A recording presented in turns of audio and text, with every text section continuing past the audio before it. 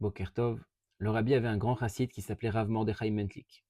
C'était le Rosh Yeshiva du 770 à Brooklyn. Et c'était aussi celui qui avait la tâche de remplir la coupe du rabbi avec du vin, quand le rabbi faisait le fameux Kos Shel Bracha, où le rabbi prenait du vin de sa coupe et qui le distribuait, il le versait dans le verre de chaque participant. Et donc Rav Mentlik, c'est celui qui se tenait aux côtés du rabbi et qui remplissait la coupe, le verre du rabbi à chaque fois qu'elle était vide. Et ça, ce Kos Shel Bracha pouvait durer plusieurs heures.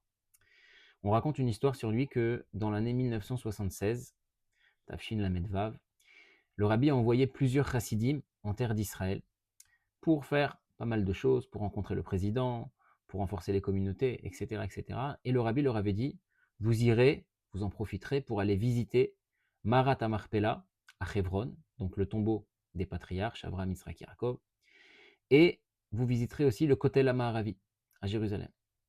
Et c'est ce qu'ils ont fait. Ils arrivent, ils montent dans le bus.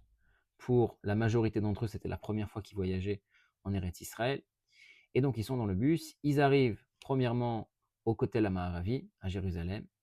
Et après, sur la route pour aller à Hebron, donc au Marat HaMachpelah, au tombeau des patriarches, le chauffeur, il passe par Kever Rachel, le tombeau de Rachel.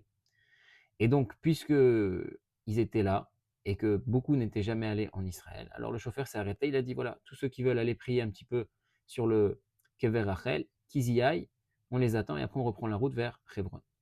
Tout le monde, bien évidemment, descend du bus pour aller prier, faire quelques teilim sur Kever Rachel. Et Rav Mordechai Mentlik, il reste dans le bus. Il descend pas.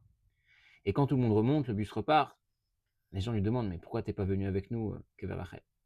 Il a dit, regarde, le rabbi nous a demandé de visiter Kotel HaMaaravi et Marat HaMachpelah. Le rabbi n'a pas dit Kever Rachel, alors moi je descends pas.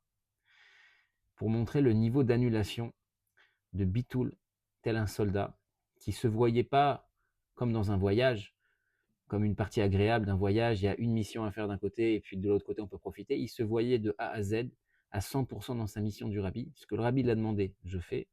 Ce que le rabbi l'a pas parlé, je fais pas.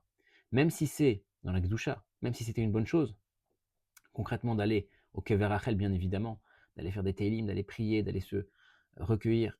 Mais lui, il était à 100% dans sa mission, tel un soldat qui ne bouge pas ni à droite ni à gauche de ce que le commandant lui a dit. Alors qu'on puisse prendre exemple, qu'on puisse prendre des forces de ce comportement pour nous-mêmes, les Chaim.